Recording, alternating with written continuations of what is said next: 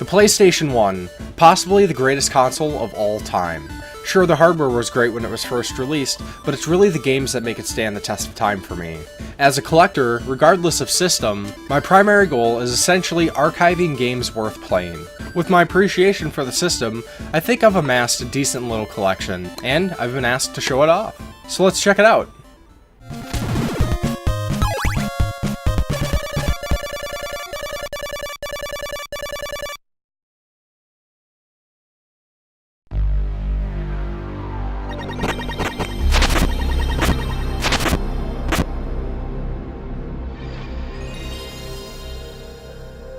Church here, and welcome to the Game Grinder, and today we are talking about my PlayStation 1 collection. So this is my original PlayStation. I purchased this on September 7th, 1997.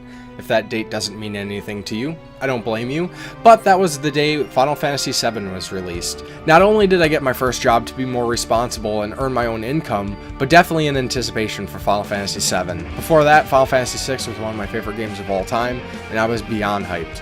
So with this being my collection video, I'm going to talk about the systems, some of the accessories, and then go into the games. I'm not going to talk about anything in detail, as I do have a pretty decent PlayStation 1 collection. I have 110 games. This is my primary display. I do have a couple other little displays around the room showing off particular series, but we're just going to kind of run through everything, see what I got, and go from there. So with that said, let's get to it. Of course, my PlayStation 1, and this is my PS1. I'd really like to get an LCD for this eventually, but this is basically the slim version of the PlayStation 1. And if anybody's been following me for any amount of time, you would know that I am a sucker for accessories and variations. So of course I have a few controllers. The original PlayStation 1 controller, the PlayStation 1 DualShock controller, the PS1 controller, and then a couple color variations. I have gray, translucent blue, and translucent green. And for my friends and I, the multi-tap was definitely a needed accessory. This grody Nintendo game case has a bunch of my PlayStation 1 memory cards, first party and third party. I have one of the 350 save slot memory cards, and I will say never rely on those as one of your primary memory cards, as I lost years of save data back in the day. Then the last accessory here is the Pocket Station. This is a complete in-box Pocket Station, and essentially this is very similar to the Dreamcast VMU. It's a memory card along with a couple other features as a PDA. There's some mini games that you can play with certain games like Final Fantasy VII and Saga Frontier 2. But it's a really neat accessory, and I wanted to have one for my collection. Then moving on to the games, before we get to it, I've moved some out of the way here. These are mostly sports games and racing games. Games people don't really care about that are kind of a dime a dozen. Stuff like NFL Blitz, Destruction Derby, Tony Hawk 1 and 2, Frogger, and Grand Theft Auto. So I'm going to switch camera angles here, and let's talk about the focus of my PlayStation 1 collection. And I'm splitting this up into kind of two sections, basically non-RPGs and RPGs. So first up, we have some long box games. We have Battle Arena Toshinden, XCOM UFO Defense, and a really cool lesser-known FMV game, Brain Dead 13. And then on to the non-RPGs. Unfortunately, these are not in alphabetical order. Road Rash 3D, Nuclear Strike, Medieval, but I'm missing the back to this one. Unfortunately, a loose Silent Hill, Mega Man Legends, Marvel Superheroes, X-Men vs. Street Fighter. We have Fear Effect 1 and Fear Effect 2. Pitball, the only sport in the 23rd century. And Wild 9, this also doesn't have the back art.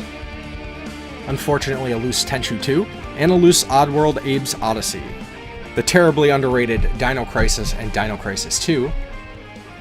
And terribly underrated Blood Omen Legacy of Kain and Legacy of Kain Soul Reaver.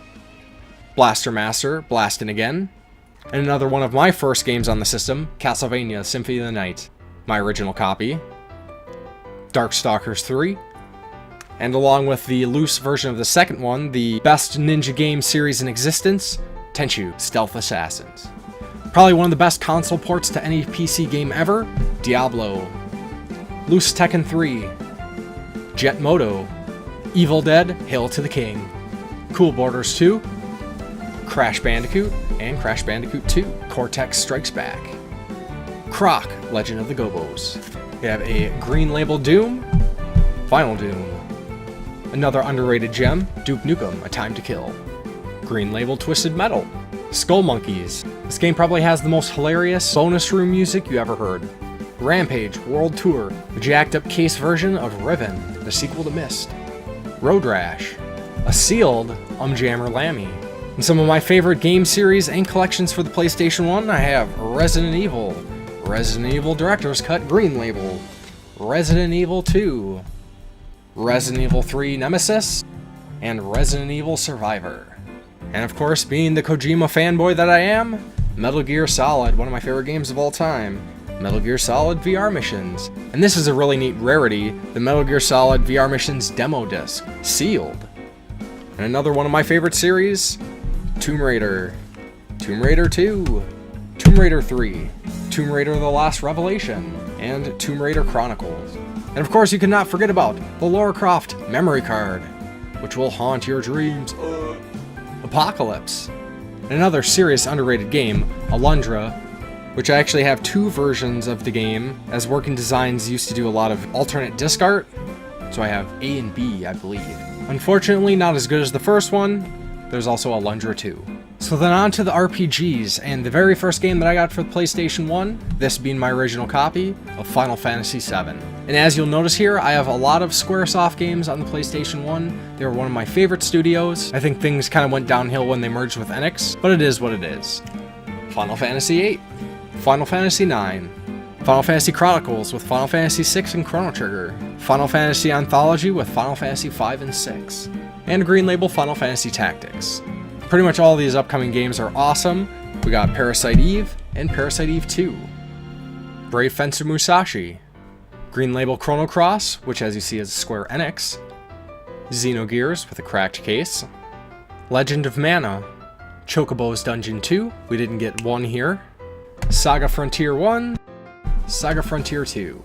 We got Loose Bushido Blade and Bushido Blade 2, Threads of Fate, Wild Arms 2, I really need Wild Arms 1, Dragon Warrior 7, Legend of Dragoon, Hoshigami Ruining Blue Earth, Eternal Eyes, Tales of Destiny 2, I still haven't reacquired Tales of Destiny 1, Star Ocean The Second Story, Suikoden, I really want Suikoden 2, Grandia, Breath of Fire 3, Breath of Fire 4 is really high on my list as one of the next ones to get, Valkyrie Profile, I did a review for this one, so I encourage you to check it out.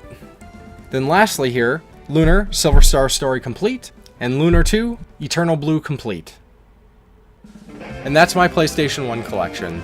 There's definitely a lot of games I would still like to add to it, but in due time. Of course, I would love to hear your thoughts on my collection. What are some of your favorite games? What are some of your most desired games? What are some games I should definitely look out for? Big thanks again to Levid the Retro Gamer for tagging me for this video. And of course, as always, thank you very much for watching, and I will talk to you next time on the Game Grinder.